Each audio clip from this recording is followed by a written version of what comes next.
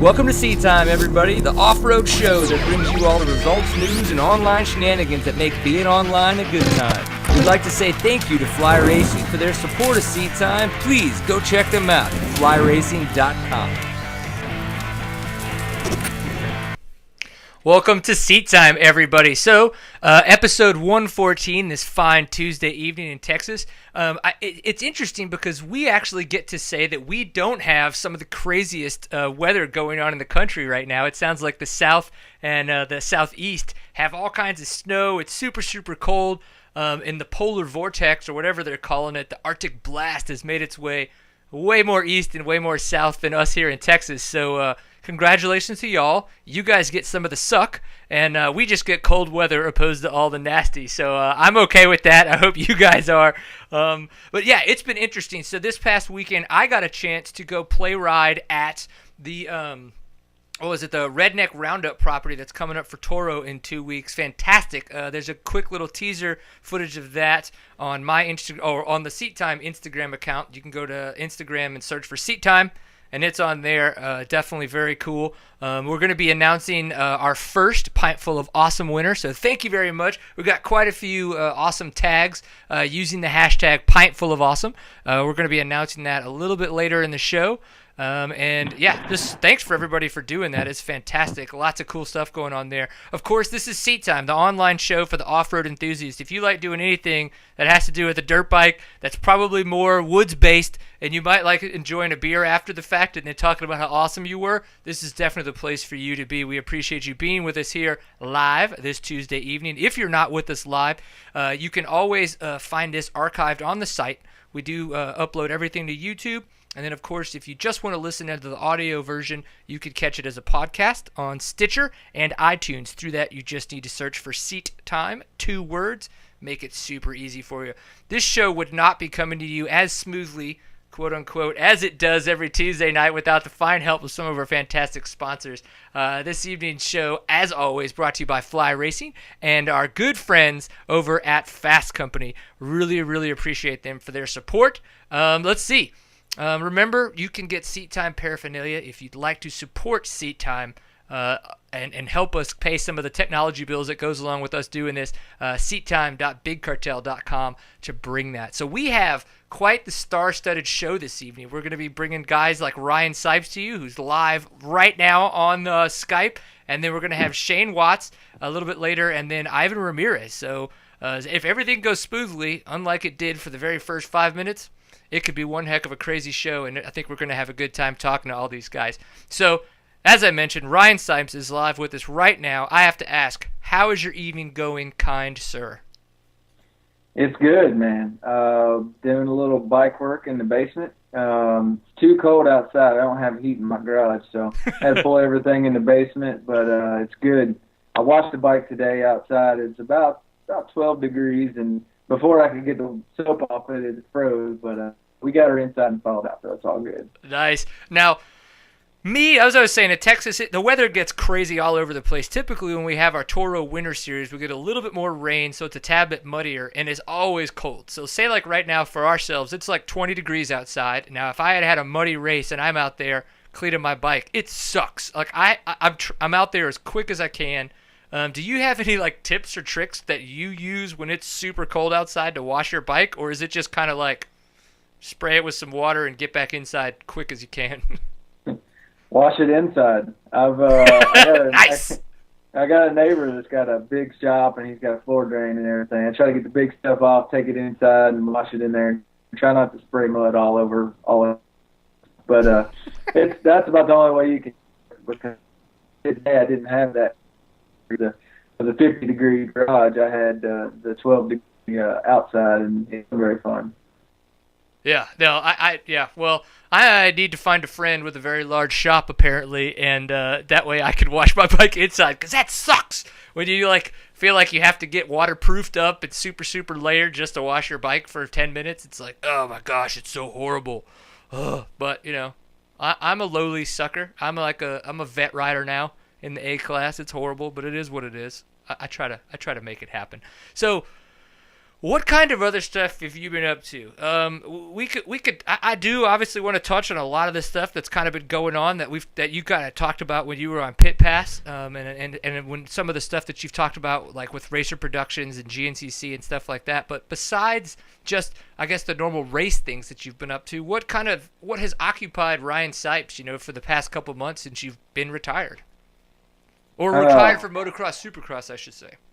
Yeah. Well, the main thing, trying to figure out how I was going to make but I put a bunch of work trying to put together sponsors, and I put together basically a race program on, obviously with the help of a lot of sponsors stuff, to get by and to get, travel money and all that. But that's a whole different side of it for me. All I was doing supercross and stuff, I just showed up and raced. I'm able to fly, but that was it. And now I'm, driver, sponsor guy, everything. So that's been keeping me super busy. I'm pretty much nonstop running around doing something and trying to train and try to ride, as much as I can do. Test bike. I can't go out there with a moto setup, but I have a totally different, a lot that's different on the bike. So it's a big change, but it's been fun, like kind of an adventure. I could say it's my little adventure I'm on. Right. Well, so speaking to that point about the fact that you've been one of the ones putting together, you've had to put together this program. We do know that you've been getting some really good support from some of your sponsors from the MX side of things, with Rockstar and KTM and things like that. Like, what has been the hardest challenge for you? I mean, I know finding money is tough, but when it comes down to talking to people that you've never talked to before, like what have been some of the bigger challenges for you that you've had to overcome, kind of putting your team together?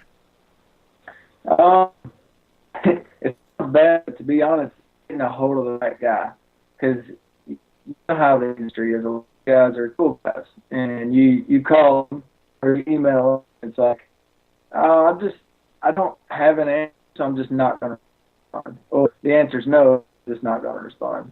That's the toughest thing, I guess, because you're calling people you don't know, from the next guy, and if that's the boss guy over there, the wig, or if that's just a little whatever sales guy, or who has the actual say on sponsor and what they give and all that. So it's been kind of fun, kind of frustrating at times, but and just trying to call people and my what do you want to call it, your proposal lingo, and your how to cut off to people, like, hey, you could say, like, I'm sure a lot of people do, I've seen it, hey, I wrote stuff. That don't work, that's not good. So, like, I got to figure out what I need to say because I know that, I'm a good racer. I think I'm going to do good, but it's getting it across to these people that, hey, I do think I can race this off-road stuff, and I think I'm going to be, up front, and you should maybe help me out, because I'll promote your product, I'll be good for your company, for you to help me out. So that's been fun too, because I never had to do that kind of stuff. Right. I mean, yeah, because now you're team manager, you're team owner, you might be mechanic, you're taking on all of the jobs. So that's got to be tough. I know, like, for myself, I just talk to people every now and again, and they help me out. But that's what I need, as a recreational racer. For someone like yourself who's now trying to make a living on this side, kind of the fence, if you will, of racing dirt bikes, it's obviously got to be a bit tough. Do you think that this is some of the stuff that somebody like Chad Reed that has gone through when he does, a lot of the team ownership type stuff that he has, or do you feel maybe because this is a little bit of a smaller program in off-road that it might not be as equal? No, it's different, but in some ways the same. Like, he's going after sponsors that are outside the discount tire and Mophie and those kind of things. Those aren't moto companies. I've been in the industry before. They haven't sponsored teams before. He's going out and getting those sponsors when nobody else has, which is it's the same deal. You got to convince them that, hey, you're pretty decent and you represent them well and show that they have good products. You're going to kind of be a spokesman for them. And I think it's cool. I don't know how much the actual calling them up and hey, have lunch and let me show you what I can do for you that he does. I don't. It may be. I'd say he does a little. I know he has an agency that helps me out for years. Wasserman. And so, but it's like I said, it's kind of different. But it's kind of the same. And we're both. I'd say lucky to that we have a good name. People. We're not kind of the idiot that kind of burns bridges and people don't see as a personal guy. I think we both have pretty good names, and that's helped me a lot. I know getting sponsors and stuff. It's okay. Go for you one time, 8 years ago on me, and for this, like, dude, we know who you are. No problem. You were always good, and be great to be with you. I think he's the same way. People see him as a person who people relate to, who, when he says it's good, people believe it rather than, being that idiot that people are like, whatever, they just respond to whatever, Yeah. There's a difference. Well, for a while there, I think it was probably before, the Rockstar Energy Racing team announced that they were switching to KTM's. There was there was speculation that you were going to be bringing Suzuki, back to GNCC Racing. Obviously, that's not the case. You're going to be on KTM's, and it sounds like a little bit of help from the WMR guys. But was any of that KTM decision made on your part, partly because of the fact that the Rockstar Energy Racing team in the motocross supercross world is on, kind of that factory KTM side of things now? When we first started talking about it, yeah, that was one of the reasons that, I wanted to be on KTM. I wanted to the Rockstar and all that because it was going to be kind of you're part of the team, but you're not in moto. You're part of the team, but you're in the off-road side. That didn't end up working out, and I still talk to those guys all the time, the moto, but it's not the way I put this together on my own rather than piggybacking off of them. But yeah, the reason it started, and also I talked to the guy I talked to over at KTM is Andy, and he's the manager for the 6 days team, right? And the guy that I was talking to, he's like, hey, I want you to come do this on the trophy team. Well, no, we're going to put this team, but we want you to come. And then we went over that, and he told me, over and over, it's like, I'm impressed with the way you come over here. You were prepared. You're taking it serious. You're not, kind of just whatever. And then I think one day after one live test, we only had tests that day, and I'm like, I was kind of joking, but I was kind of just playing the cocky part. I was like, all right, so when I start talking about my GNCC ride, and he's like, all right, we'll be, I'll talk to you in a couple of days, and but there was a lot of talk, and after that, in between, and all the way. This is a long time to get everything sorted out because he thought that the photo team thing was going to work out, and then it didn't. So then WMR stepped up huge. They're helping me out a ton, and kind of that was the link that I needed to be able to make it all work. And then Rockstar stepped in and stepped with me, and I guess this will be my third year with them. They've been so good to me and just supported me every way. So, and then KTM comes through with the bikes and a lot of support on that end, and I'm pumped. And it's for just starting into it and first year, and nobody really knows if I'm any good or not. I feel like that I've put together a good program where I should be able to win races, and I'm pretty stoked about it. Yeah, I'm I'm super excited to see how you're going to do, not just in kind of like the first round, but throughout the season. When it comes down to Florida, typically that's such a super sandy track. But we did hear from Jared Bolton, and then now that the series has come, the schedules come out, that's actually going to be a different round or a different property this year for Florida. So I don't think too many people know what that property is going to be like. So it's going to be interesting to see. You get out there with all those guys lining up on the XC1 line on your 450. We did have a question from the chat room about your 450. Are you on a 450 XC or a 450 SX? I'm on the XC. And I don't know, a lot of people don't, but there's no difference in the two bikes other than mine has a kickstand. I'm going to take off anyways. Right. Mine has a bigger tank. I'm going to take off and switch to an even bigger tank. It has different suspension sets, which I've already redone, and 18-inch rear wheel, which I'm using on the practice.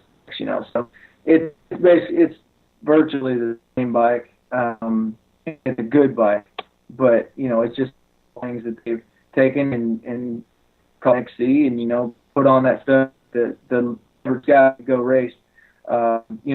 Do a hair scramble, I could have done it without stopping. I know a guy that maybe a B class rider could do for sure cars without stopping on that size tank. You got the different suspension that's set up already for the woods and smaller back wheel, and I think it's cool that they have KTM has so many different bikes. It's kind of like you can kind of custom order your bike. Like, well, you're going to race moto. Well, you want this one. Right. You want to race off road. You want this one. And it comes. It's not like you have to buy the bike and put another $1,000 in specialized parts for what you're going to race. It kind of comes up for it. I think it's awesome. No other manufacturer does it. Man, yeah, it sounds like you know a lot about your KTMs already, which I'm glad to hear. I definitely have tried to do my research. So it's kind of cool. I have to ask, one of the things that I thought about is, I think it was back in 2007, reading some of the stuff that you've done with Racer X and the GNCC guys. I think it was 2007 when you made it to a GNCC and you and your brother overalled the A classes and they DQ'd you. And you said in there that you didn't even have handguards on. But I noticed in some pictures from you this past weekend in Alabama that you actually did have handguards on. It looked like you had full-on bark busters on. So I got a couple questions on that. One, what does it feel like now to race with actual bark busters on your bike? It's cool. It's a lot better than with none. Because when I smoke a tree, I don't hurt my hand. Truckers helped me once they set their pro bark busters. Got those on, and I've cut bars, done the whole thing. It's good. It's a lot of getting used to stuff, having that sticking out there, and because I've always ridden woods. Actually, my motocross track has a segment on it that we did motos in, and so I've always around the trees and stuff, and I've never really ran bark busters, and so it's different. But I've got I had Steve Hesh here last week. He's helping out a bunch, just kind of transition, and he cut me a super tight trail in the woods, and because I was having trouble, I was catching my, the bark buster on the tree, and it would kick days, and I went over the bars one. He's like, all right, we got to get in some tight stuff. So he cut this trail for me it's so tight, it's no fun. It's one bit of fun, but good practice, and I can already tell that I'm getting a lot better at tight stuff because I've been doing a couple of these Mid-South hair scrambles. Yep. And in the open stuff, like, I feel great. I feel like a moto track, and not, I'm not talking bad about anybody, but it feels like on brakes we're in the open stuff because I just kind of, I'm faster. But then getting the tight stuff, I'm like, dang, I can't keep up. These guys are quick, and then, I can forth and around trees and stuff, and they're pulling away from me in the tight stuff. But I've been working on a lot. This past weekend, I was a lot better in the tight stuff than I've been. That's going to be, I guess you could say that what has been my weakness so far. I feel like I'm working on getting better at it. Yeah, and if I remember correctly, I grew up in southern Louisiana, so I did a handful of races over in Alabama. in Louisiana, Mississippi, and Alabama, and it seems like in Georgia and kind of the more southern states, we have some stupid tight pine tree sections. And so from what the little bit of experience I have going to the GNCCs and stuff like that, you don't have nearly that kind of tight stuff. And when you do, there's not as much of it. So that might be a little bit of thing to be thankful for, but, as Barry Hawk and Jerry Bolton like to do, they like to change it up. And so you never know. You could get out there and they found a new section and they decided to make it a little bit tighter. No four-wheelers allowed. And it would be something that's going to catch your attention. So are you going to be running full bark busters, or are you going to be just running kind of the full, just like the brush guards? I'm not sure yet. I called Cycra this past week because I've been doing my research here, watching some videos and looking at pictures from last year and just trying to get a feel for what I'm going up against. I've never been to any of these track or courses that we're going to, so it's almost, it's going to be, everything's going to be brand new for me. So I'm trying to do my research and looking, and there's really only two top guys that are running bark busters, and that's Whibley and Aspirin. Right. And the rest are just running flags. So I called Cycra and I'm like, hey, I want to try it. Send me some flags, and I want to just see how many times I crash. With just flags on, and if I can do it, like you said, GNCC is not going to be as tight as kind of some of the stuff we've been running these Mid-South and kind of some of the stuff I have at home. So if, Caleb Russell, he won the title with flags, and Charlie got second with just flags. So it's like, I don't know that you actually really need the full bark busters, and I'm going to try it. I'm not sure yet. Yeah, well, it's something to, to think about, and I've talked to Mullins about that before, and they kind of say, it's like once you get used to the tight stuff and not cutting your bars down and just learning how to ride and that kind of stuff and leaning a lot more, that you don't need them. It's more of kind of a safety precaution to have the brush guards and stuff like that. But there's people. I have a buddy that runs brush guards just because of the fact that he says that he broke his wrist because of bark busters. His crash and his hand got caught in there, and things like that. So that's a reason. And then, of course, there's guys like me. I'll smack the ever-living piss out of a tree with one of my, left or right side. And I'm thankful that I have a full wrap metal bark buster on there opposed to just a brush guard. So, guys like you, when you guys get in there and start getting the flow, it might make more sense for brush guards. But I think for guys like me, I want that extra protection because my hands are sensitive. My hands are sensitive. Well, like you were saying, or you said Charlie was saying, once you get used to it, it's like I hadn't ridden with busters at all, and I've been practicing at home. Nothing. I didn't have rain guards or anything on. And then I went to the Maplesville Hare Scramble like 2 weeks ago. Oh, yeah. And I put my bark busters on right before I went, so I hadn't ridden them. Well, I didn't really think about it, but when you put the bark busters on, that adds another inch to your bars. Yep. And for the first lap, that's when I was talking about I endoed. I hit a tree.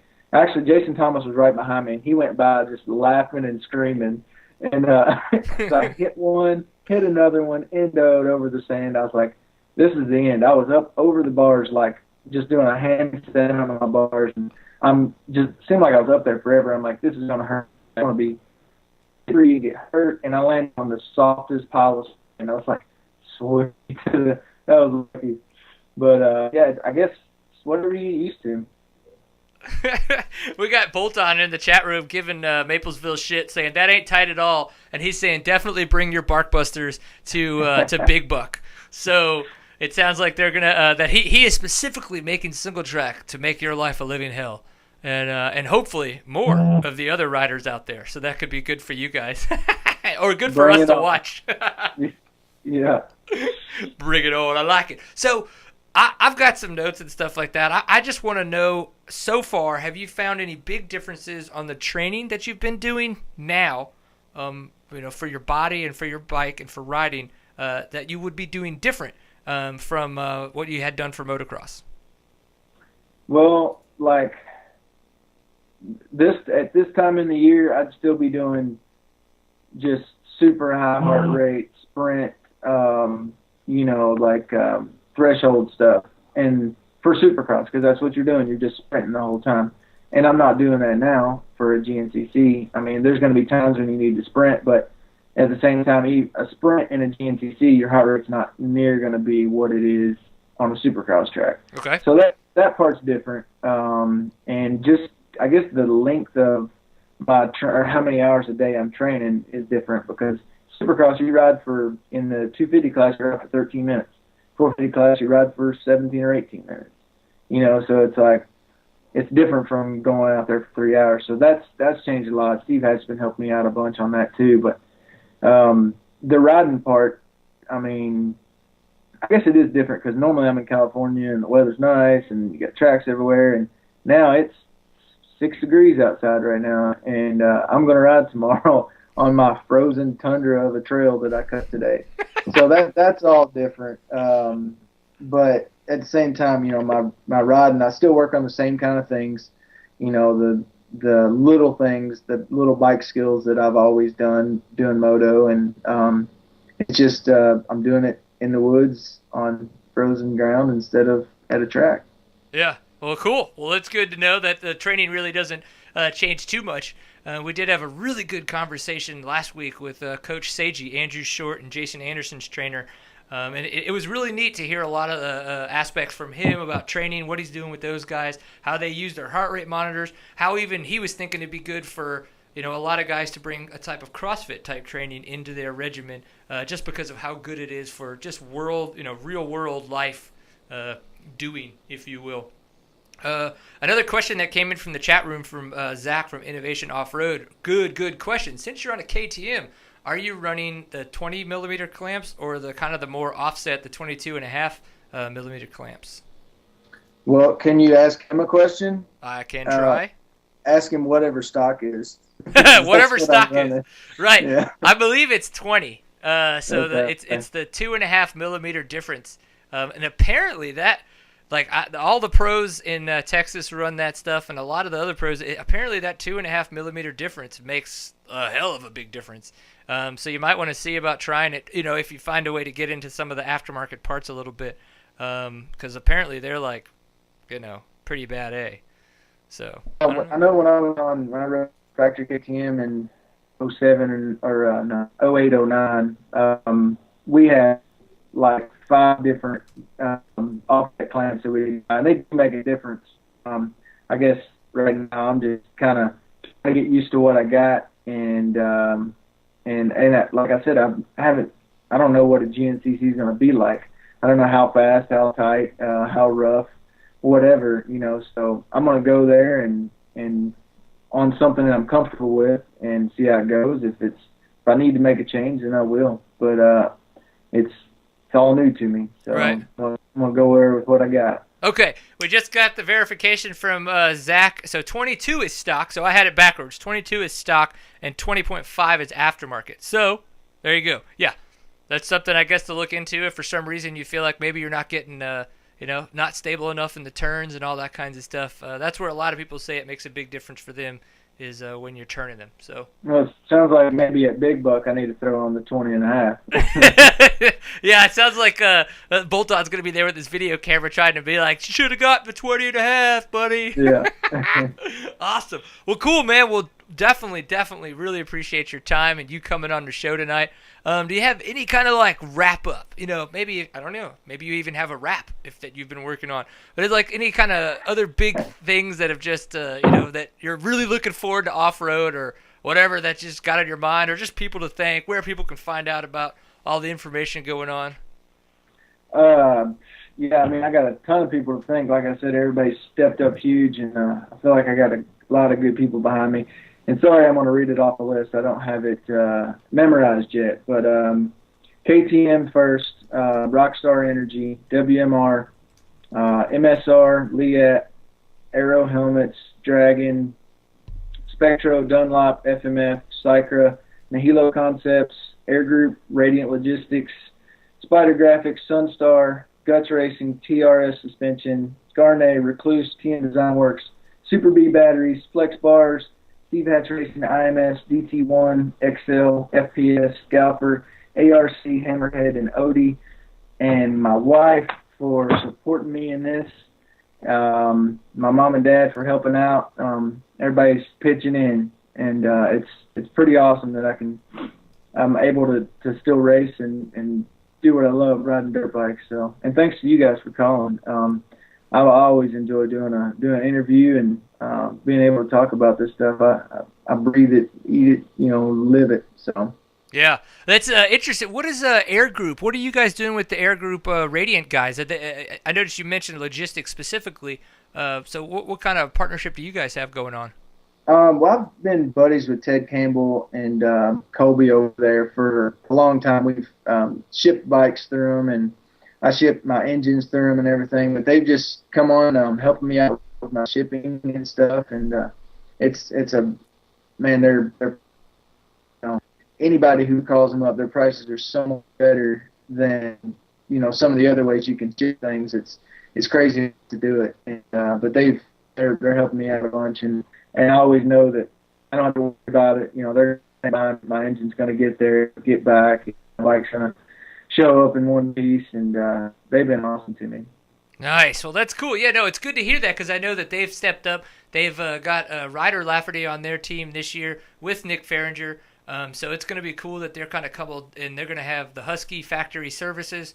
So their team has kind of seemed to step it up as well in the program. So it's going to be interesting to see how they do this year as well. So it's neat that they're helping you, and I'd imagine if that's the case, they're probably helping other riders that we just don't know about. So that's really neat to see that program continuing to grow. So, dude, thank you very much for your time. We really, really appreciate it. And be sure to know that we will definitely be getting ready to talk to you as the season starts up and progresses, because if nothing else, if you do extremely well, we want to know, why you think you were doing extremely well, what you brought over for motocross, and if for some strange reason you do horrible, we're going to want to know, kind of that. It's like, what were the misgivings? Where did you think you might be doing better that you're not? Things like that. And then if it's mid-pack, of course, well, what do we work on? So we will definitely be wanting to chat soon after this thing kicks off, okay? Yeah, it's hero or zero, though. You probably won't call me if I'm in mid-pack. I don't know. I'm not going to lie. You're kind of a fun guy to talk to. So, if you start saying I like to be on the show, you never know. We might give you a segment, and you're just going to have to call in every Tuesday. Bring it on. I'm down. Dig it. All right, man. Well, you have fun out there, and, keep doing what you're doing. We notice you're doing extremely well in a lot of the hair scrambles you've been doing. So we're looking forward to it, dude. Florida's going to be kick-ass, and we hope you do have a good time out there. All right. Thanks a lot, guys. Yeah, man. No worry. Have a good evening. So, you too. Wrapping up with Ryan Sipes, so we're going to take a quick moment here. We're not going to jump directly into another guest right away. What I wanted to do is I wanted to, of course, talk about fly racing and what they have been doing for seat time. So we announced last week that we're going to be doing the Pint Full of Awesome Award. And with that award, we're asking everyone out there in the social world to tag their post, their pictures, their videos with the hashtag PintFullOfAwesome. Easy to do. It's easy for us to follow, and we could just go through and search really quick. And I wanted to find really cool, really awesome pictures, videos, or stories that you guys post for this kind of stuff. And Fly Racing stepped up and said, you know what? You guys pick the best ones out there, and we're going to give them some kind of product. It's going to change weekly. It will not always be the same one. And so I went in there and I was like, dude, okay, so what are we going to do this week? And as I've mentioned time and time again already, this windproof technical jersey is fantastic. It's a phenomenal jersey. So that is what we talked about, and that is what we're going to be giving away for this week's Pint Full of Awesome Award. So I picked Brian 112 Peterson off of Instagram for his picture. And actually, Steven, if you want to bring it up, I put it in the Dropbox folder for video assets for the show. Totally screwed up and forgot to tell Steven beforehand. But he's going to bring that up and show you guys what it is. Or you could go on Instagram and look up the hashtag PintFullOfAwesome, and it'll show up. Brian 112 Peterson, we're going to be telling him after the fact that he won. Well, why I picked him is he has this picture of him boosting the ever-living crap on a snowmobile. And, of course, with the windproof technical jersey, I kind of think, I think that's probably going to be something a guy who's going to be riding in the snow all the time, he's going to really enjoy this jersey. So I think that he's going to be a fantastic winner for this week.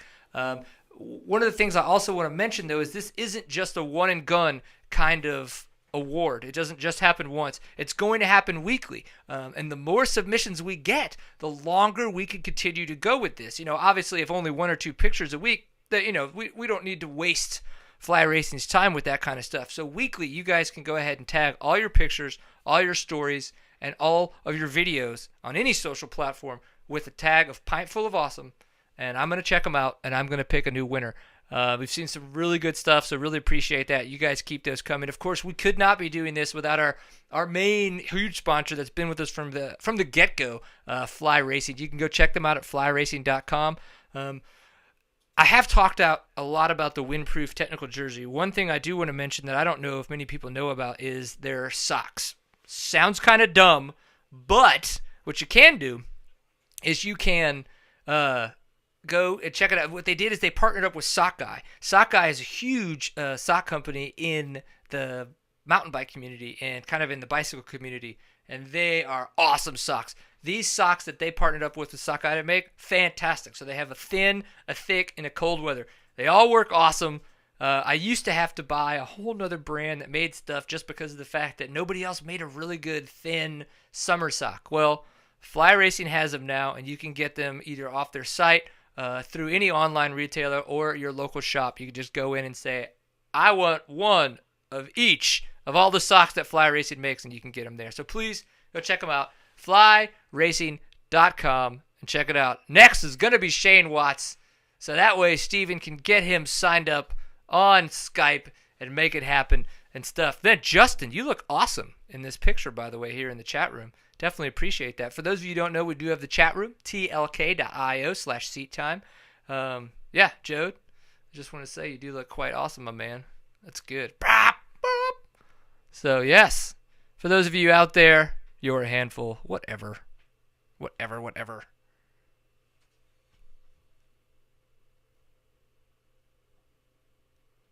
I'd like to thank Mobster Energy, Woa Circuit, Stitch, and Stones for the awesome bike. Who is this?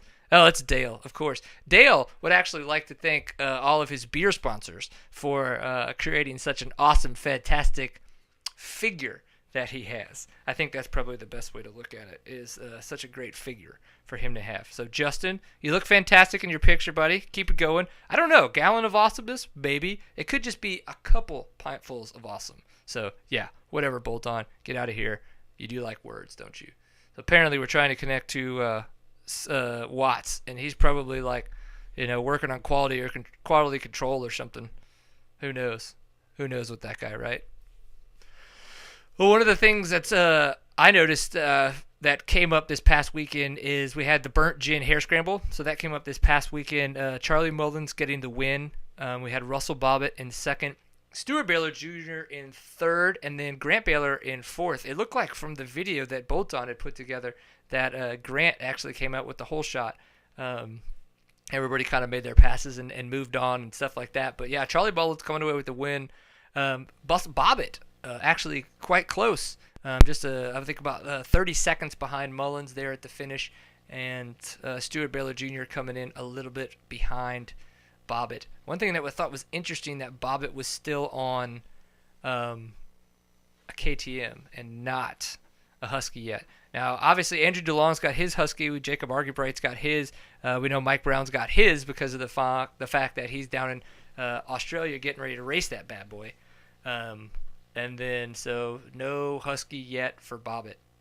We need to figure out what's up with that. Oh, Tyler Trammell snagged the whole shot. So that was, thanks, Bolt On. I'm glad that people are in the chat room making sure that shit's happening. Apparently, the chat room is really bringing in some fun pictures right now. Bolt On, please tell me these are your friends, whoever these chicks are, because this is kind of insane. A KTM with Husky graphics. Why did you get a picture of this crap? And then apparently, so IMS is out working on their quick fill tanks as well this past weekend. Brad Bakken was like, "Oh, I had to pit. It took me a long time." So, I guess it's gonna happen eventually. Not too sure. So, yes, but he didn't put white plastics on it. That's okay. Any news, Steven?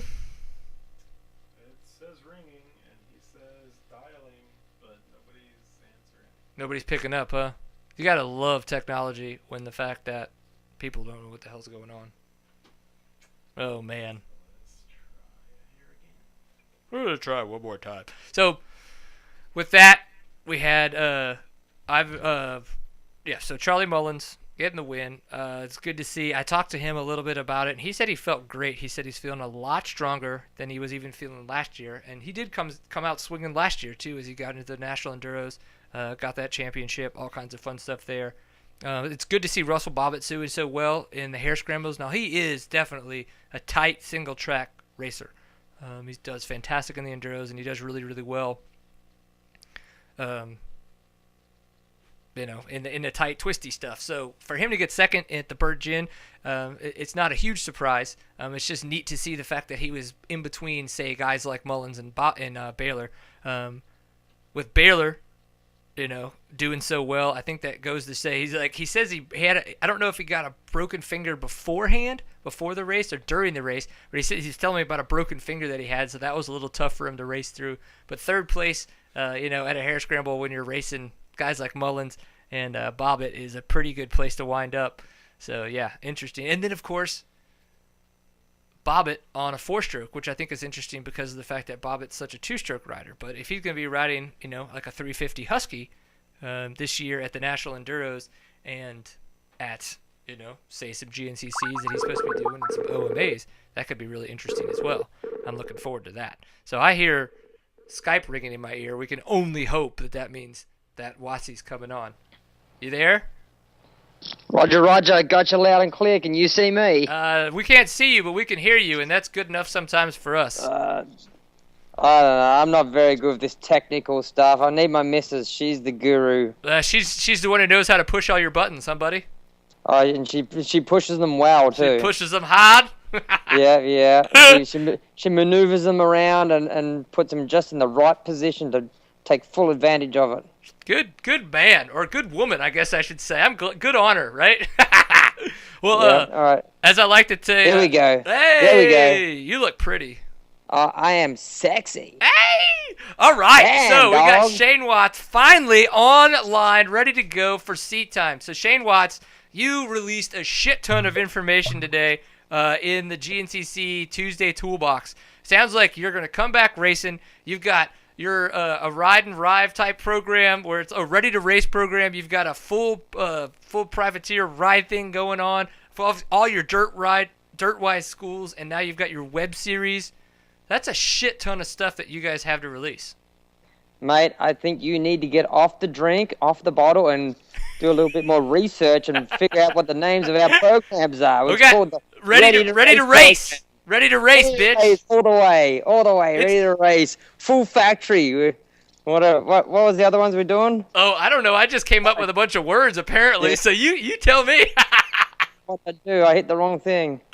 It's the Ready to Race program, your full factory rider training program, obviously your web series, and then just your quote unquote regular old dirt-wise schools still. Yeah, the boring old things, the things that bring the money in. Right. We just put them down the back there. We don't worry about the new stuff. The back burner, right? And then, of course, you're going to be racing. Holy shit. Don't you think you're too old for that sort of stuff? Oh, mate, I'm way too old for that. What the hell was I thinking? That goes through my brain many times during the day, especially when the hell track's handing me my ass out there. I'm swip-swapping and doing the hucker-buck down those straightaways, and it's not good when she's tank-slapping all over the place. So, my lungs about to jump out of my chest. So, we'll see where that goes to. We're full charge ahead with as best I can. Obviously, I have full obligation to Jason and Jesse and Rory to give them the best program they can for the year. And then obviously we've got to do our schools. I've got family commitments and all that. So trying to squeeze in the preparation for the race stuff there as well. So like in that toolbox deal today, the biggest limiting factor for me is going to be the fitness side of things. And like just today, it was snowing here today. Obviously no riding going on, and I needed to get into the gym basically and do some work out there. But we'll spend the first half of the day doing all the promo, or writing all the PR stuff for everything that we put out, and then after that, all the afternoon was working on bikes and trying to get that stuff all done. And yeah, it was another crazy day. And unfortunately, the last thing on the list, and it should be the first thing, but the last thing on my list is to do my race preparation. So I got to squeeze everything else in. So that sucks. But I really should be out there doing it right now. But instead, I got to listen to your melodious voice and check out your beautiful face there in front of me. And look at that! It's magnificent. You're one sexy biatch. I'm not going to lie. It's been a really long time since somebody talked to me like this, and I might be enjoying it. Oh, I'm sure you are. Last time you loved it, and you told me to come back whenever I wanted. Yep, and last time we had tequila, though, so I think that made the entry point a little bit easier, if you know what I mean. Luckily, the quality control was low last time as well. as it should be. As it should be. So, okay, Ready to Race program. Tell us a little bit more about this. I think it's $600. Is that kind of the monetary price for someone to buy into this program? Yeah, basically, it's just a bike rental program. That's all it is. It's, okay. Yeah, over the years, we've had so many people contact us. Hey, Wattsy, let me know. I want to come do a GNCC, whether it's an international rider, someone from the West Coast, or up northwest area, or in Canada, and they say, look, hey, we want to come do a GNCC. How can we do it? We can't. We don't want to drive all the way there. Can you hook us up on a bike and everything like that? And never had the opportunity in the past, but now that we've got Jason Thomas on board and he's at all the GNCCs and select national enduros, why not? Let's go ahead and do it. Basically, it's Jason's idea. I've been thinking of doing something like this in the past, but I was never around because I was always doing schools. And now that we've got the presence there with Jason, and he's a real go-getter, he's very entrepreneurial like ourselves. So we thought, let's go ahead and make it happen and give all those people the opportunity to come do a race, at GNCC, because there's a lot of people from all throughout the world that want to go out and have a crack at it. So now we're giving them the opportunity to come use one of our your fully prepped bikes and just show up and ride. And what better way to do it than with the help of Dirtwise and with Jason Thomas?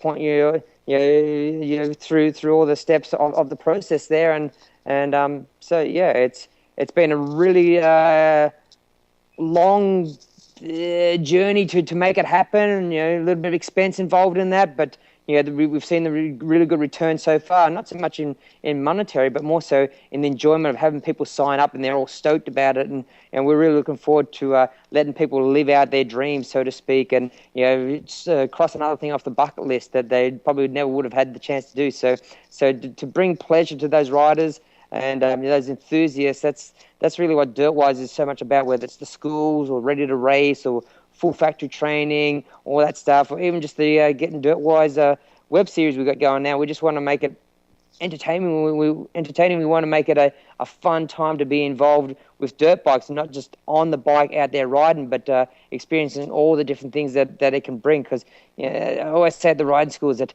riding dirt bikes is so bloody awesome. So if we can help other enthusiasts out there get more out of the sport, well, we're all for it. Hell yeah. And what's interesting is I've actually thought about this because, there's you guys announced your program, and there's another company that announced their program, and they have a UTV side to theirs. So I've been thinking if I could go to a GNCC and I can do, their program for the UTV on Saturday and do your program for the dirt bike on Sunday. I think that could be a pretty kick-ass weekend of GNCC racing.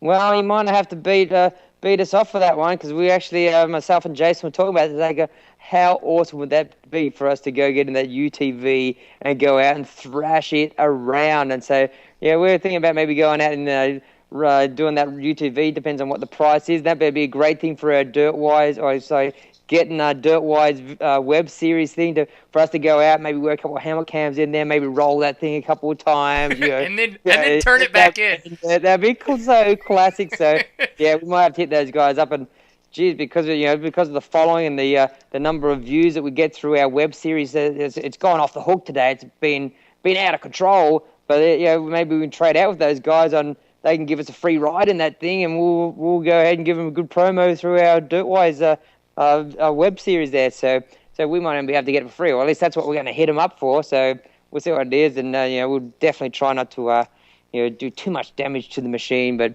ultimately, no, we we'd go out and just have a really good time. But yeah, that'd be great to go rip the UTV. So yeah, mate, come on over. That we'll let you. We'll definitely encourage you to do the UTV thing, and then you can come. Rent one of the bikes up for us. We'll definitely do retail plus 15% for you, mate. No worries at all. Yeah, I'm pretty sure you would treat me just as fantastically as you would your mother. Yes, for sure. So, I want to know a little bit more about the full factory rider training program as well. Is this kind of like a way for you to be able to foster a rider that's coming up through the ranks, or is this a way for you to help out another pro rider? I didn't know the distinction on where this training program is kind of set to work. There is no distinction. There's no set level of rider that this is aimed at. It's just that anyone who is very highly motivated, who wishes to further their results as quickly as possible to make those breakthroughs. And that's the thing. That's so many top level riders. I'll tell you that it took a long time to learn all the secrets, all the ins and outs on how to train correctly, how to what training method or what practice methods to use when they're practicing. The race strategies, the mindset. It takes years and years to do that, and you hear the old saying that you can't buy experience. Well, now you can through the full factory training program, and that's the thing. Between myself and Jason, we've got the pretty much the most experience out there. Once we combine together on our travels through the world, our journey to GNCC, so to speak, to call back on that, and our upbringing and the way we get through all the things we've had to do to make it happen. So it's we want to pass that knowledge on, and it's just like what we've said before. It's like the schools, it's like everything. We just want to foster the sport. We want to help it grow. We want to help enthusiasts out. And it's like myself, Jason, my wife. We're very giving people.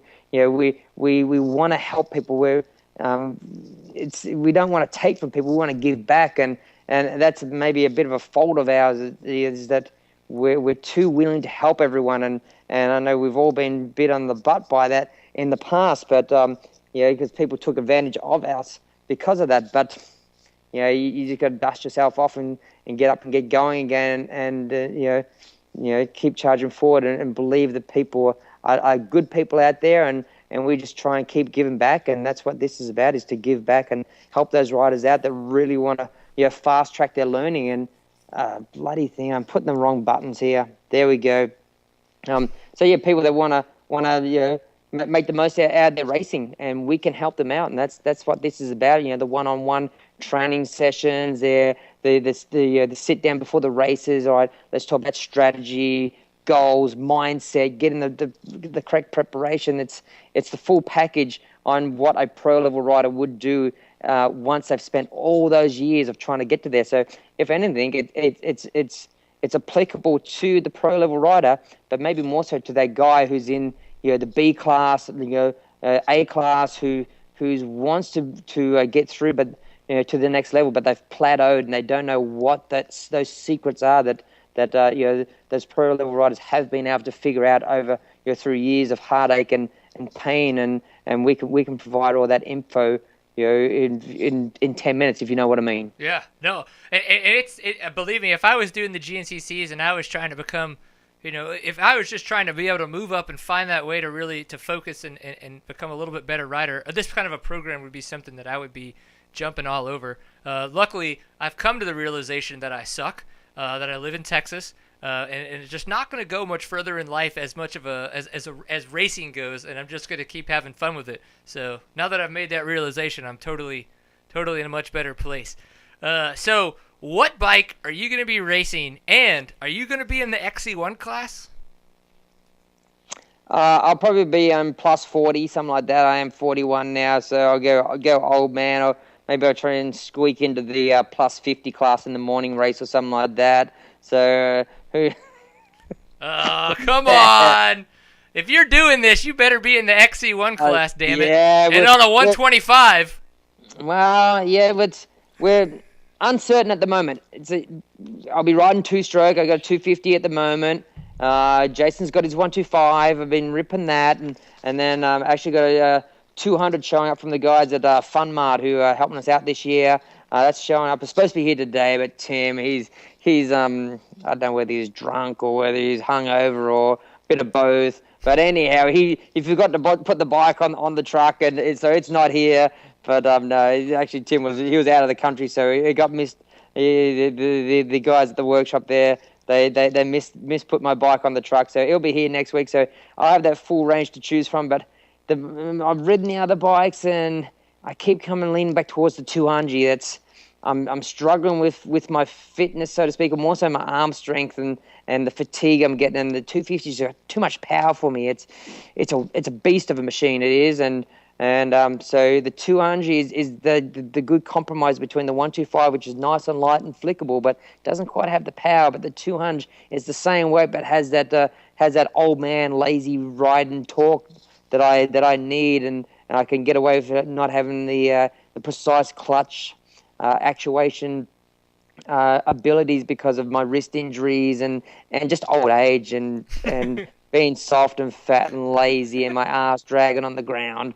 So the 200 gives me that little compromise there, whereas the 250, I don't know how I rode that thing back in those years ago, because that thing's a bad machine. And I'd hate to ride one of the other brands, like one of the Japanese brands who still make 250 two-strokes, because those things are absolutely out of control. Whereas the KTM, it's nice, smooth, tractable power, but for me, it's just too much power at the moment. Now, once my fitness comes around, hopefully, I may change my mind. So, to answer your question, mate, not certain what bike I'll ride, but and we'll see where it goes. It really comes down to where my fitness is at, and that's I need to sacrifice my racing goals for everything else at the beginning.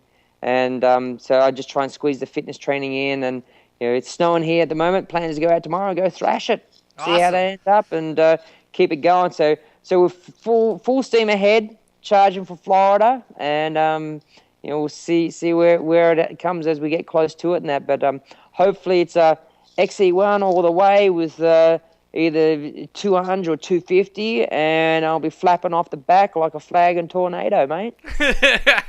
Dig it. So right now, with the way that you guys are out there training over at Hell Track, who's faster head-to-head, you or Jason? Rat Boy's riding actually really good. He's riding very, very good at the moment, and it's actually quite surprising. And we have very frank discussions when we're talking about things and that, and we're pretty much like saying, hey Jason, you're moving up to XE1. He's always wanted to go there. People say he's scared of it. He's not. He just hasn't had the support. But we're going, you're going to be a 4th through 8th place rider type of thing, realistically. But now that he's on that 450, and he's always said he rides it really good, and he's more comfortable on it. And at the test track, he is riding phenomenal. He is. So we've bumped him up from a 4th through 8th place rider to a 1st, 2nd, maybe definitely a 2nd through 5th place rider. Like that's our goals for him, and they're realistic goals. We don't bullshit me and him. We talk it just the way it is. So yeah, he's been laying it down out there, and I can run with him for a bit. I don't know whether he's playing with me or what, but he's being nice to the old man. But the other thing is, I really struggle when it's cold, and it's been cold around here. It really affects my hands, it really affects my forearms and my strength. So I can totally smash some ruts, I can smash some whoops, I can smash some berms and that. But my hard part is to string it together, and with the fitness and the precision and all that. But that's what we like to say about Jason here recently. We like to say when we go down the track that he's fishing, and what we mean by that is he just goes out and he just plays around with us. He's more so, we probably shouldn't call it fishing. We should call it, he's out on the tundra. He's like the tiger or whatever, and the rest of us, we're the wounded wildebeest, and he just plays around with us and slaps us around and has his way with us. And then he'd jump around. And actually the other day I had to tell him to piss off and say, look, mate, go to the other side of the track, because he's just putting too much pressure on me, and I wasn't focusing on what I always wanted to do, and I wasn't able to hit my lines because I was too worried about racing him. So yeah, I told him to piss off. Said, mate, get to the other side of the track and just leave me alone. Let me focus on what I'm doing. And when I did, I rode a lot better because I could. There's too much stimulation going on. I couldn't handle it. I was getting too pressured and all that, and so that's what I need to do. I've had to banish him to the other side of the track, and I need to work and focus on myself. And I want to help him out as much as possible, but by being the bait for him, so to speak, so for him to come out and chase.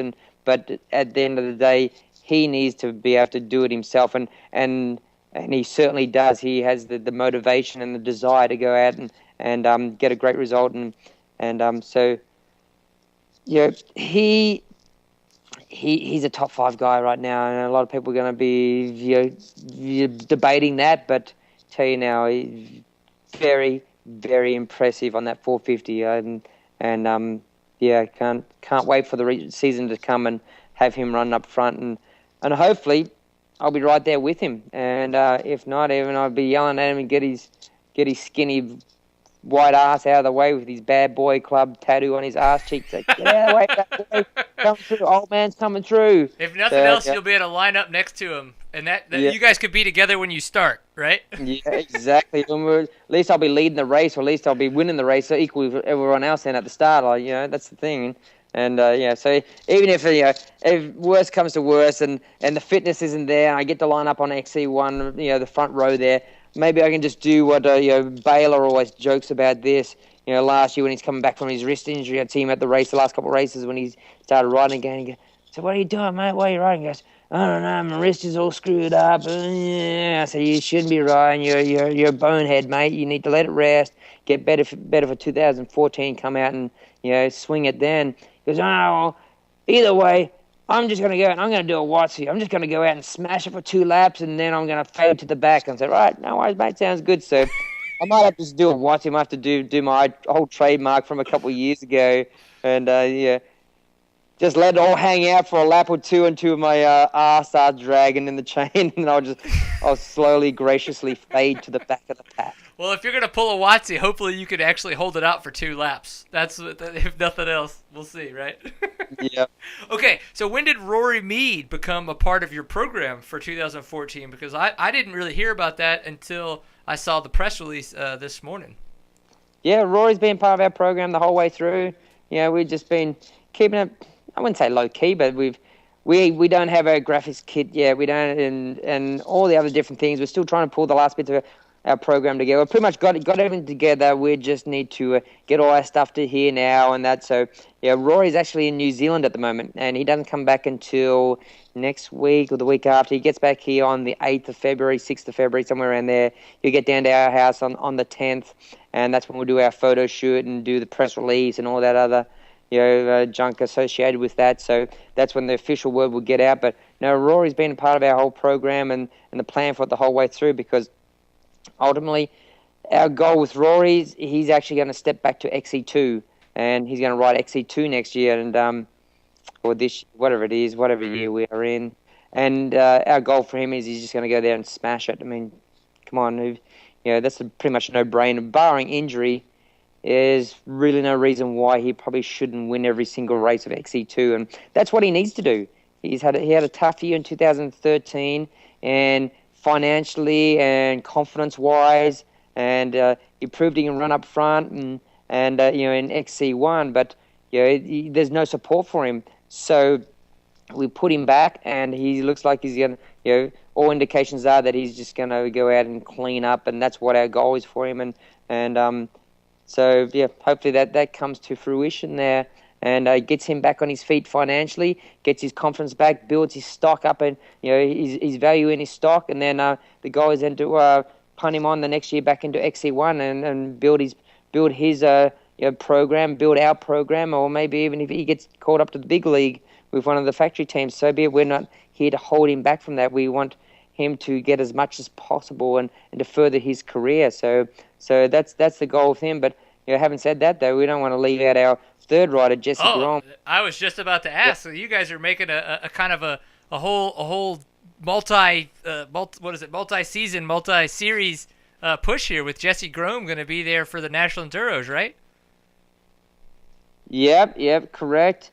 We that's the word on that. We got Jesse, and and he's just got down here a couple of days ago, about a week ago, and come straight out of winter, and he's riding really strong, and he's our big push in the National Enduro Series. He got 5th overall last year, and I think we can provide the environment and the support for him to be a podium contender for every round this year in the National Enduros. But he's also backing up doing XC2 as well. So we're looking for a 1-2 punch, because you look at who won XC2 last year, Baylor, yep. and Jesse pretty much handled him no worries at the National Enduros. So it shows that Jesse has the speed. We just got to work on a couple other things for him to transition that speed over into a GNCC and XC2. And so when you look at that, when Rory's beating the XC2 guys by 4, 5, 6 minutes last year at all the races where he didn't have issues, well, that bodes very well for him. Then with Jesse, if we can bring him over and bring his speed and his raw talent into XC2, like I said, we're looking for that 1-2 punch, and trying to get those guys to cash in on their contingency programs and make the most out of it. And like I said before, with Jason, he is like our third member, but which is more so having him focus on the OMA Nationals and doing really good there. But the way he's adapted that 450, the way he's ripping it, we're really hoping for a strong push for him in XC1 as well. And that'll be a huge deal for us if we can get those 3 guys consistently up front and making a whole heap of news for Dirtwise for our teams. Yeah. So things are very exciting for Dirtwise, and we're stoked to be a part of the whole show. Yeah, it seems like right now, a lot of people keep talking about the fact that the economy is still not back up to par, blah, blah, blah, blah, blah, money this, money that. But it seems like with you guys, with your program growing stronger, there are a lot of other people with their programs growing stronger. They're picking up more riders to getting more support, and Honda's coming back. So Johnny Campbell is not going to be racing Baja. He is now going to have a GNCC team with Chris Bach. Do you see more money being involved in off-road right now, or is the way that people are becoming involved in the sport just different now? Yeah, sometimes it can be a little deceiving. With Honda, that's just a shift of money. It wasn't more money; it's just a shift of money. Or if maybe from I don't know the full story there, and that's something that Johnny can answer, and possibly he wouldn't really give the correct answer because they like to be quite PC over there and that. But but the thing is, it sounds like he might have even been getting less money, and he had to come to GNCC because he was getting less money and he couldn't sustain the Baja program. If that's true or not, I don't know. But so it may look like, hey, there's more money getting put in, but really it could be less money, and it's just you need to shift to a more cost-effective avenue. But I think it's great of Honda to come to the GNCC because it's where more of their bikes can get sold. I'd say it's got to be more exposure through that for the cost of doing Baja and the cost of doing GNCC. I don't know the exact numbers, but you'd have to say maybe off the top of your head, probably about the same for 13-round series is for equivalent to one race in Baja, and they can get far more press and so many more bike sales out of GNCC. You'd think so. So it's great to see that they're coming, and that's what it really needs. It needs Honda to come in and challenge KTM, someone like KTM did with Honda and Baja, and have Honda come in and start to challenge them, because at the moment KTM rules the roost here, and they're winning everything. No one's challenging them. They don't need to put any more money in, and until someone else steps up, and you can't expect the other Europeans manufacturers who are too small, don't have the backing to do it. You can't expect them to really make a big push against KTM. So it needs one of the big Japanese to come in, or a couple of them. And if Honda's doing it, usually they lead the charge and everyone follows. So I think it's a very good situation, even if it's behind closed doors. It means there's actually less money in off-road, but it means that there's a push this way in GNCC, and be good to see that happens now. The thing is, so much of the money gets put into Supercross, and I personally don't see where the marketing benefit to that is. I know a lot of it's subsidized by the the energy drink companies and all of that, and that's where a lot of the money comes from there. But without energy drinks companies, there wouldn't be much money in Supercross, and there's no way the manufacturers can support that. And I don't get how some of these companies, the money they spend, even the smaller companies, the money they spend to be a part of those teams, where they get their return on it compared to with off-road, which is the guys that go out and buy the stuff. And yeah, because in off-road, it does seem like you're the people that are out there watching or paying attention to the races are the guys riding in the amateur classes or even in the pro classes, where at Supercross and motocross, those guys aren't doing Supercross. Like, they might be doing motocross, but it's definitely not at that level, and they're not going out to races all the time. They're just, going to the Monster Energy, they want a blood cups sport and stuff. So it's they want a blood sport. They want to see someone eat it over the triple. They want to see old mate Bubba wad himself up through the whoops, and then they want to go out and be a desert rat the next day out in Palmdale or Victorville out in the high desert. That's where probably most of those guys go to, or they want to bring their mates along and see some chicks with big tits, or they want to go ahead and bring their chick along with big tits and show her off. Either one, that's what sort of Supercross seems to be so much about. And I'm okay with either. Oh, I love Supercross for that. Love it. Vegas, baby, Vegas. Well, hey, you're coming to Dallas soon, or North Dallas. You're going to have a Dirtwise school up here at Brian Story's farm quite soon, correct? Yeah, that's in another couple of weeks' time. I'll be in your neck of the woods there. So luckily, that's why I hit you up about getting this done now, because I didn't want to have to come see you in person in a couple of weeks and get roped in. Oh! Well, I figure I'm not going to give you a choice, and since I know where you're going to be staying, I'm just going to show up where you are, and you're going to have to put up with me. How about that? Yeah, and you'll swing a leg over as well, won't you? Hey, I'm not saying I won't. You never know what's going to happen. I'll be out there in Denton in another couple of weeks' time, down at the Story Ranch, doing another one of our schools like we do at least once a year down there. So looking forward to having some great times there. We're sold out, I believe, of pretty much all of our schools. I don't even look now. I just get on the plane and show up, and I pretty much expect it to be full class, and that's the way it is every time anyhow. Which is obviously great for you guys. Yeah, no, it's a great problem to have, it is.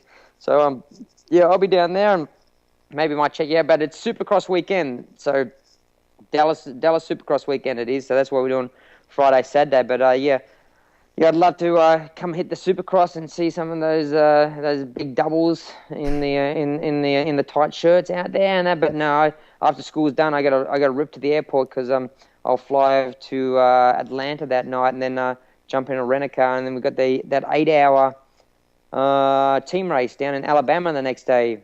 Oh, is that Perry Mountain, or is that a different event? What was that? Perry Mountain's the 24-hour event. So what 8 hour is that?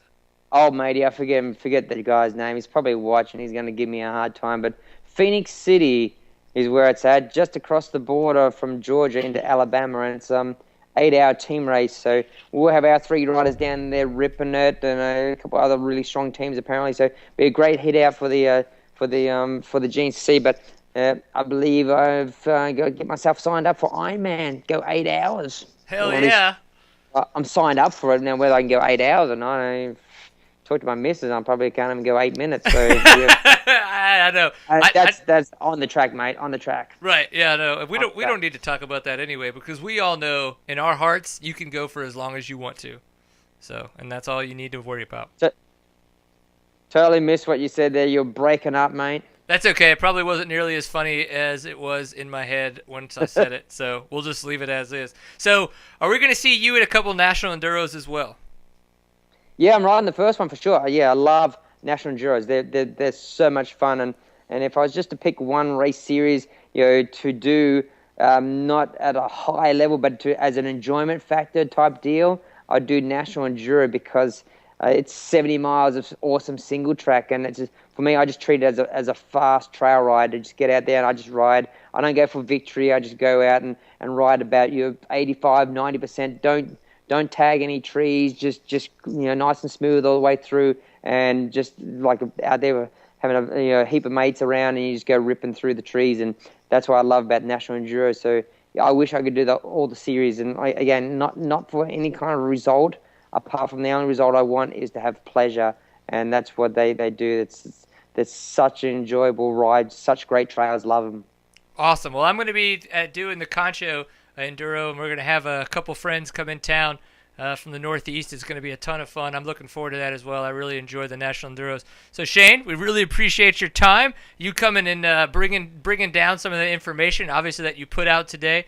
Tons of stuff going on for you guys. I'm super excited about it. I very much look forward to us talking when you're in town about me coming out and being able to take part in your Ready to Ride program, Ready to Race program. I think that's going to be really neat, and I do want to figure out a way that we can make that happen. For sure, mate. For sure, we'll make it happen. Most definitely. All right. So, what's your who's is the what's its and thank yous and all that kinds of stuff as we close it up here?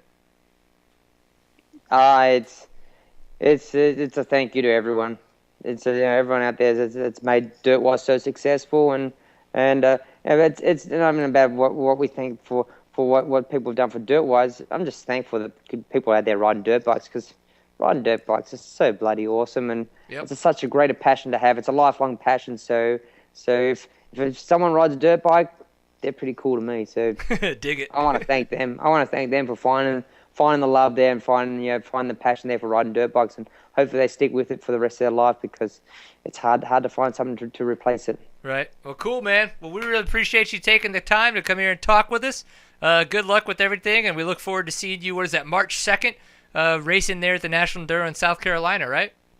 Roger that, mate. Yeah, we'll be there. Bells on. Dig it. Cool, man. Well, take it easy, and I guess actually I'll see you in February. So fly safe. Have your wife push your buttons, and go for more than 8 minutes. Roger that, mate. Catch you later. All right, dog. Peace. See you, mate.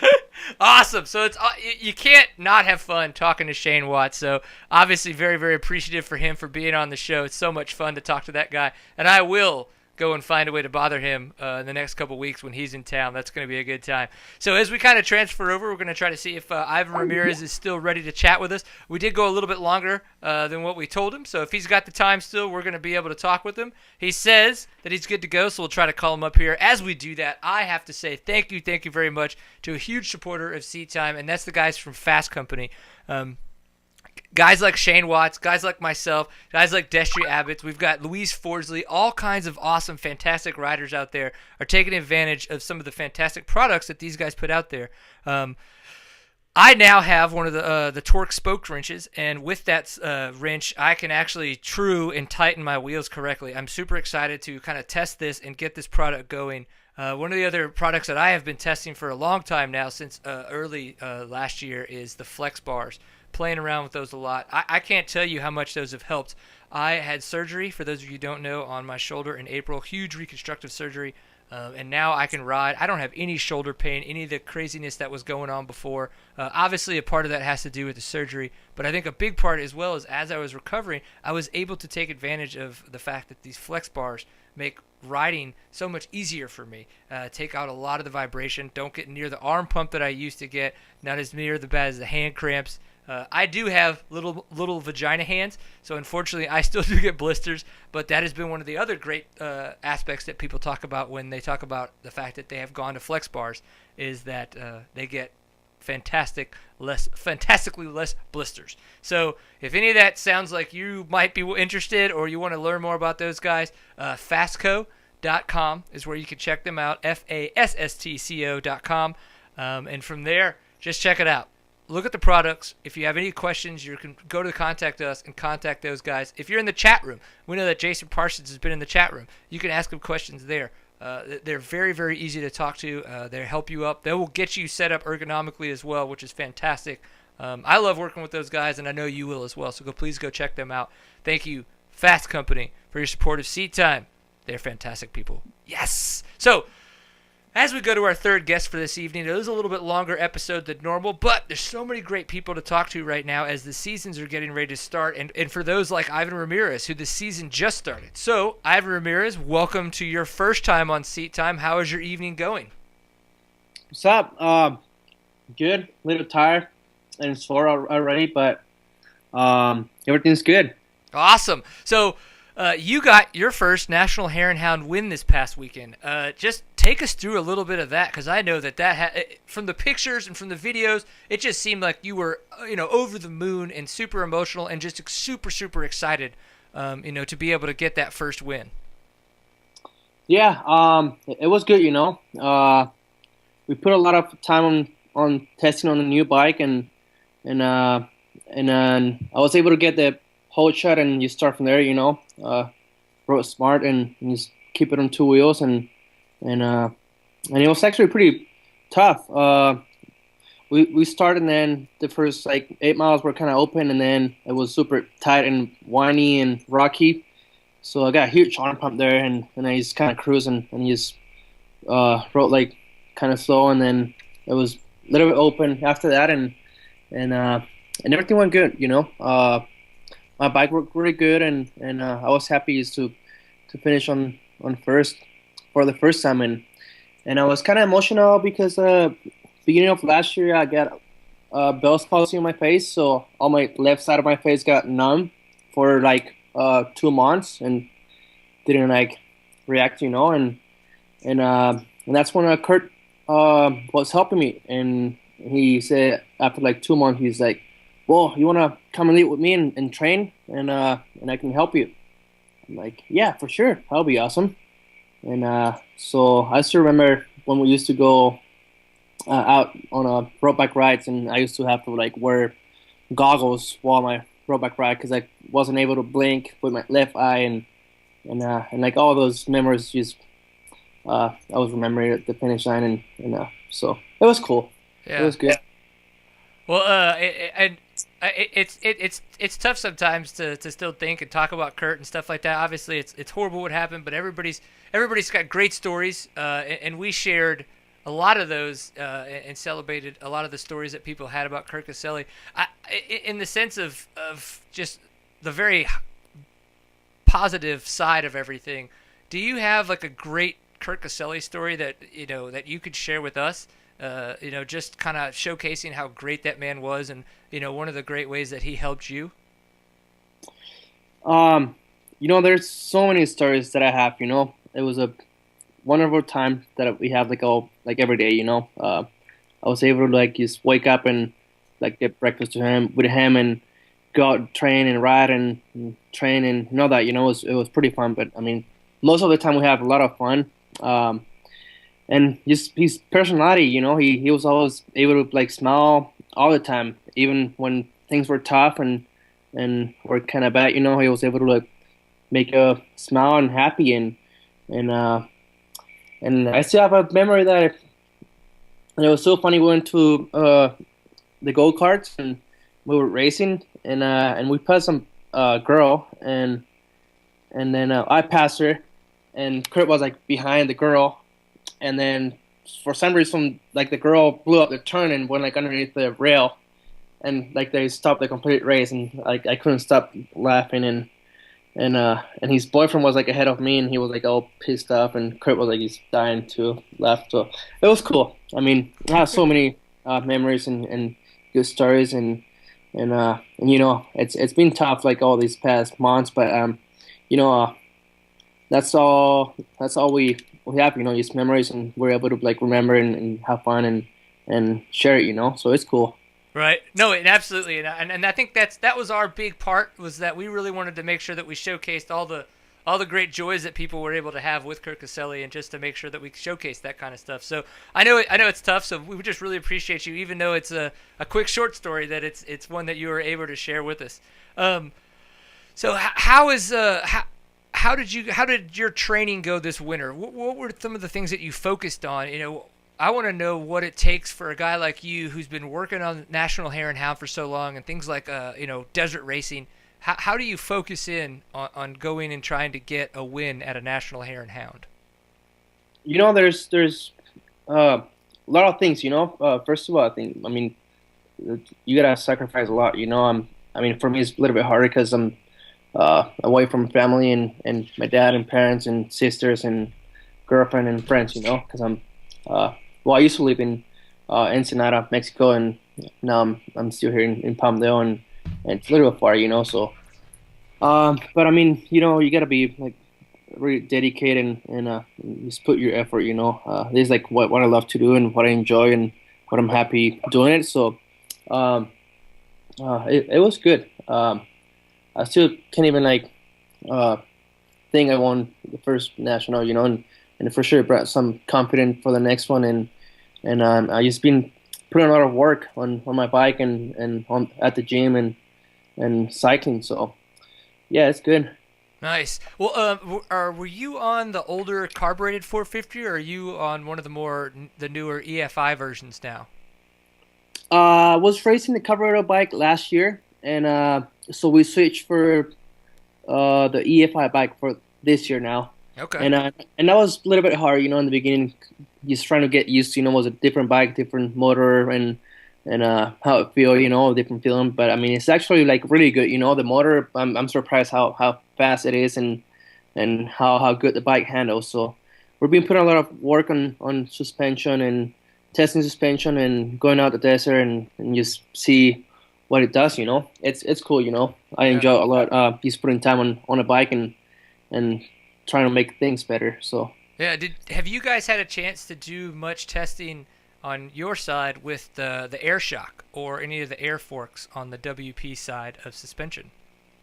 Not yet. I will be surprised to test that. I mean, not sure about when are we going to test that. They haven't told me anything, but I mean, it will be cool to test it and see how it works and how it feels. If it makes a big difference on off road. The speeds are a little bit different on like the herring hunts and all that, and the shock and all that oil gets like really hot and so I would love to try that. Yeah, we'll see one. So yeah, it's going to be interesting. I think, and obviously we've seen them test. They've been testing it on the motocross, supercross side of things for a while. They've even tried racing with it and practice and stuff like that. And that's what you have to do. It's new technology, and you have to just figure out what works and what doesn't, and then change it. And so they're doing that now. And I think once they get it a little bit more solid, then you guys will be able to test it and really play around with it. And then again, see kind of what needs to be, more effective and what needs to change to make it better. But I think that's the way the technology is going to go. 20, 25 years ago with mountain bikes, people were like, it'll never be air. And that's we see coilovers every now and again, but coilovers are for when it's the price point suspension. So I don't know. It'll be there eventually, and whenever you do test it, we just want you to send pictures to us, and that way we feel like we're in the loop, right? I will. Yeah, for sure. Definitely. Absolutely. We dig it. Oh, we had a question from our chat room from Mopar. He wanted to know if with the EFI bikes, did you have to do any kind of different practice for your dead engine starts versus what they would have been like for the carbureted 450? Actually, it doesn't make a big difference on starting. Definitely, it's more like you can't gas it before hitting the switch. Right. You get a little bit, because it's like more like more like I think I would say like more predictable. From for starting. So what I do usually is start in neutral and just wait. And that way it's a little bit quicker. But yeah, I mean I did a lot of training starts, because it's a little bit different dead start and then your body position when you start in neutral, you gotta shift it up, So and so it was a little different from the carburetor bike, from the carburetor bike I was able to put it in second gear and just hold the clutch and you just hit the switch, and it was nice. But it's good, I actually like this new bike. I'm pretty surprised with the motor and how it handles. It's just more responsive and better on everything. So right, it's good. Yeah. I didn't know if you had any interest in kind of getting into into any kind of rally racing, like some of the Dakar stuff and the Monaco things that kind of Kurt had been talking about, or had been about to get into. I didn't know if any of that interested you at all. Definitely. That's one of my goals in life that I want to go and try and just finish one Dakar and rally, and I would love to go and try one for sure. I just gotta wait for the time and just be patient, and when the time is, I'll be just ready to go out and have fun and enjoy the time and just finish it. So Yeah. Well, I was going to tell you, I have actually signed up for the Baja Rally, which is going to be in September. And I believe, I don't know exactly where in Ensenada it starts, but I believe it starts in Ensenada, and then we go somewhere for there. But it's 4 days of rally racing throughout the Baja Peninsula. So, I'd have to send you. I'll send you the dates, and we can see if it's something that might fit into your schedule. But that would be really cool. I am completely a noob to this, so I'm going to be learning a lot. So it could be interesting. yeah, for sure. It's a whole different world. You gotta navigate and use.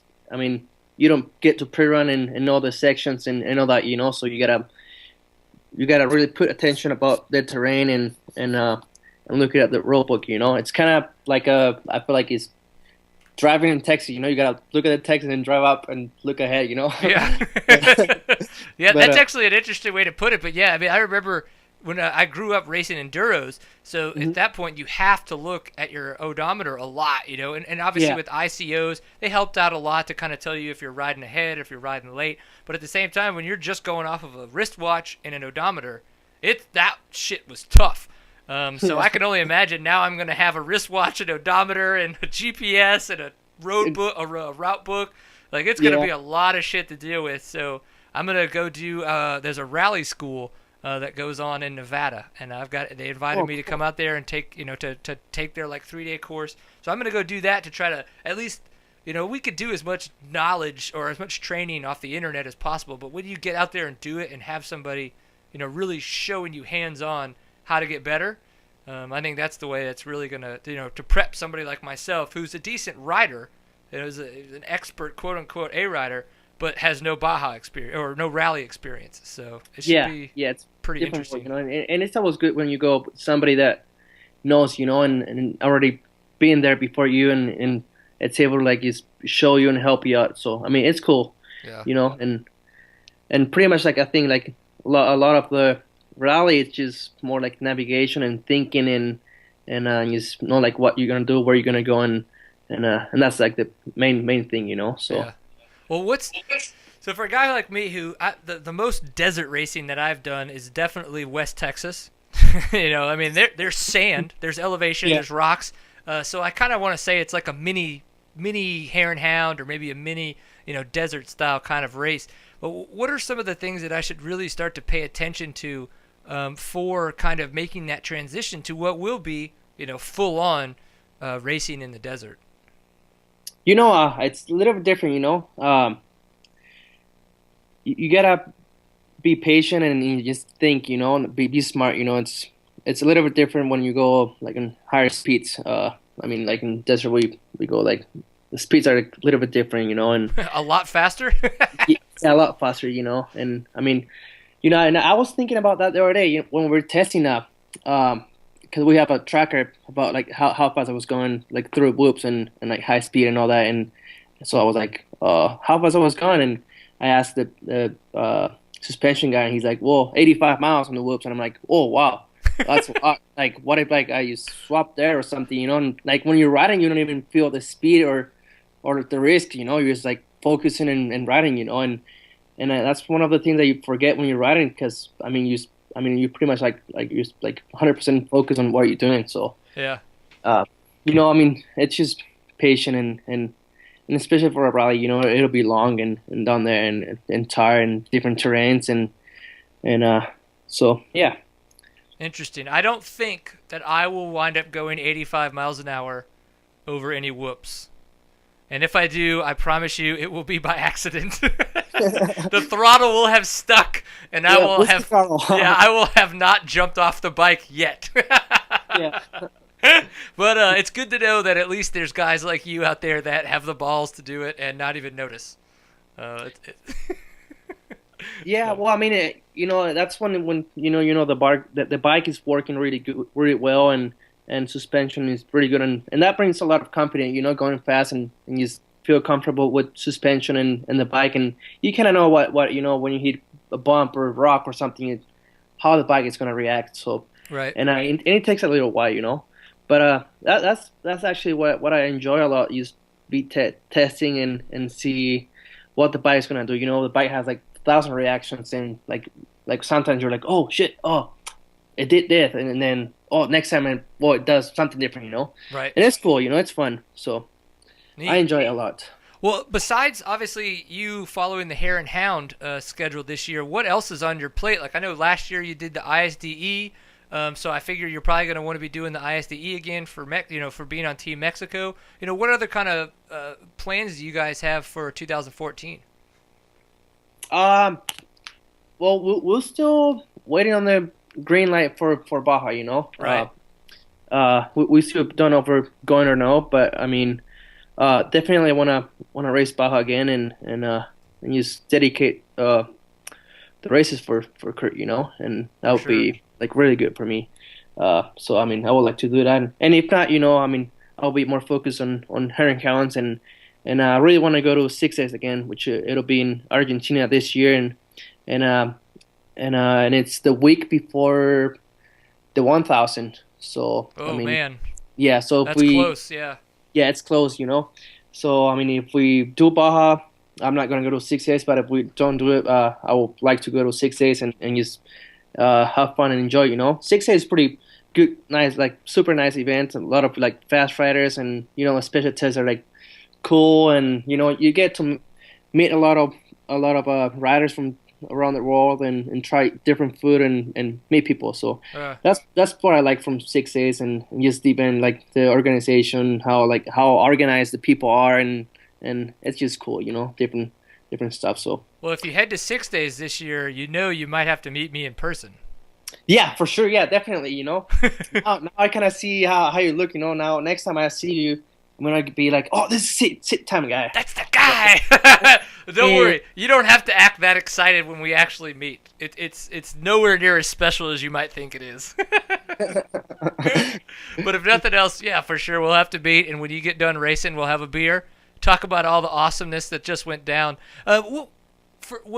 When you went to Italy this past year for 6 days, was that your first 6 days experience, or had you been before? That was my second time. I did one in Mexico. Okay. And then after that, I was doing the enduros down in Mexico. Right. And then after a while, we switched to like these like full desert races like Baja and Works and little bit of herring counts and then well this year I was able to go to 6 days and I mean Red Bull helped me a little bit with the flight and sign up and all that, and which it was nice, you know, have the opportunity and it was cool, you know. So hopefully I can go to the one from Argentina. So yeah. So coolest thing that happened to you and in Italy at the ISDE this past year. What do you think that would be? Well, it wasn't cool, but I think it was just like fun, you know, just to be able to like walk all the special tests. You get there for like the whole week, and you gotta like go to like a place, and I mean, you just walk that special test, and then you gotta drive like an hour and go to a different one and walk that, you know, and right. and it's pretty cool, you know, because you're not